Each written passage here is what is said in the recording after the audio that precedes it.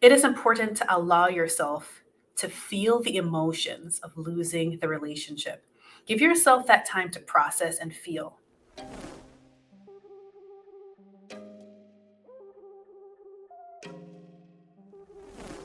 Diversify your life.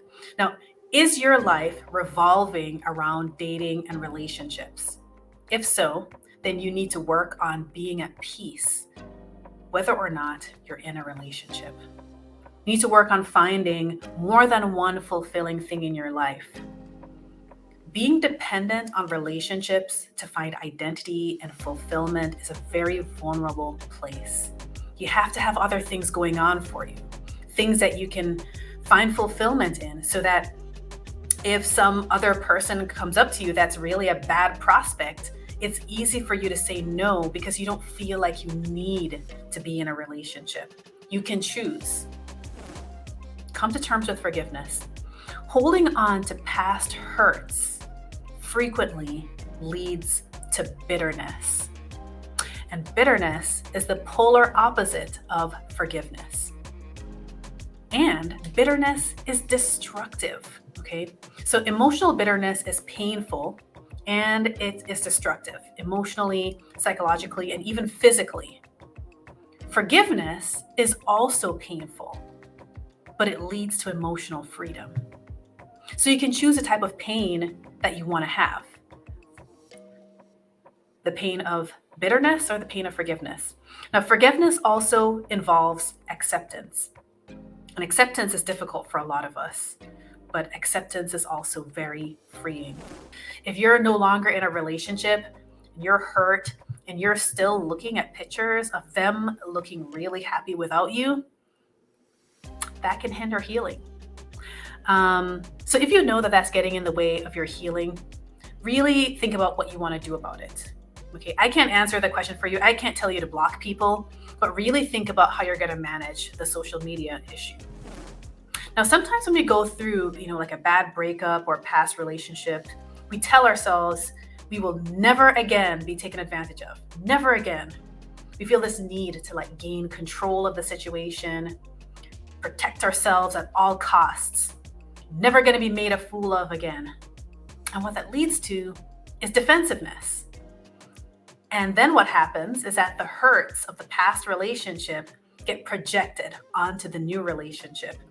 So for example, you may find yourself setting overly strict boundaries with them, which then makes them feel emotionally distant. They feel like they can't get close to you emotionally. And then that could cause you to lose a relationship because you're just so kind of sensitized to what happened in the past that now this new person can't even get close to you. So be really mindful of defensiveness. So the other thing I wanted to mention about healing is that sometimes healing is about more than just the past relationship. Sometimes the hurt is deeper and it's actually existed before your past relationship. So for example, you may have unresolved hurts from your childhood that you've been bringing into your relationships. And that's sometimes a contributing factor to unsuccessful relationships. So in this situation, you will most definitely need to meet with a professional to help you work through those deeper hurts, those deeper things. Otherwise, you may continue the pattern of bringing old hurts into new relationships. If you're only thinking that it's that person that's the problem, then you're not going to fully be able to heal because there may be more to the story. And you need to work on that. So what happens if you don't heal? What happens if you kind of just keep going and say, hey, I'm just going to suppress everything, kind of deny everything and just move forward?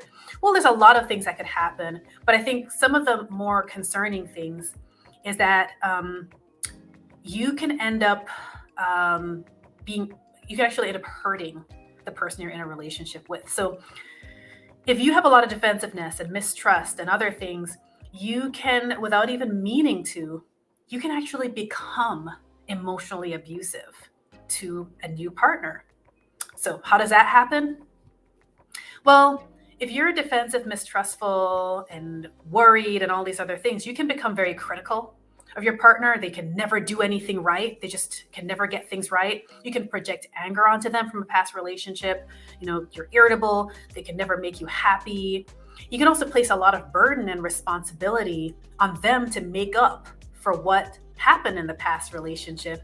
And that's unfair, and they can't make up for what happened in your past relationship. And you may actually not even realize that you're punishing them for things. So you're punishing them when they do things that you don't like. You're kind of punishing them when they do things that you can't control. You withhold things from them. You give them the silent treatment. You speak poorly about them in front of other people. Those are all things that are coming from past hurts and can cause relationships to break down and can cause you to be the person hurting your partner. So then the other question that I wanted to kind of bring up is this idea of, can you heal 100% before starting a new relationship? Because sometimes you read certain things and they'll say, well, don't enter a new relationship unless you're 100% healed from a past one. And it sounds so like idealistic, like heal 100% before you go into a new relationship. But here's what I would say about that situation. There are certain things that you need to work on by yourself. And then there are certain things that you can only work through in the context of a relationship. So by yourself, or with a therapist, you can do things like reviewing on past relationships, reflecting on a past relationship, determining what went wrong, and doing a deeper dive into your own personal characteristics. On your own, you can work on your self-identity, you can work on healthy habits, you can work on your career. There's so much that you can do on your own to build yourself up, work on your health. There's all these things. But one of the most important things that can happen in relationships is what I would call an attachment reaction. So this is playing out when someone has a very close attachment bond to another person. This is different from friendships. Romantic relationships have more power to bring out anger and sadness and desperation because it's a different type of psychological experience. And when you're alone, you can't really work through those aspects of your own psychology. You can do it theoretically. You can meet with a therapist. You can do role play where you try to think through, what would I say if this happened, and so on. But it's very different when you're in the moment and those emotions rise up. So healing, I would say, has two parts to it. There is a very large part that you can work on before you enter the new relationship, and it's very, very crucial for you to do that work. But there are going to be some aspects that you will have to work on during your new relationship. So what that might look like is, at the beginning, you kind of work on your identity and these sorts of things and not being dependent on relationships and so on. But then after you start a new relationship, it may be helpful for you to get couples counseling.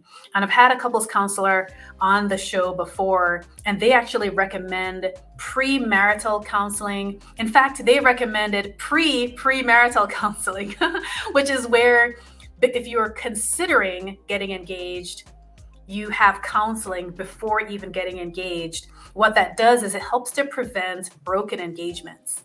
So for example, if you're carrying a lot of hurts from the past, from past relationships, some experts would suggest getting counseling before deciding to get engaged so that you can kind of figure out, are these problems that we can work through reasonably, or are they kind of unresolvable problems? And so, kind of save yourself the hurt of having to get engaged and then having a broken engagement.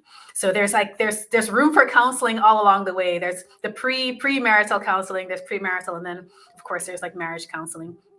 So the common theme there is counseling.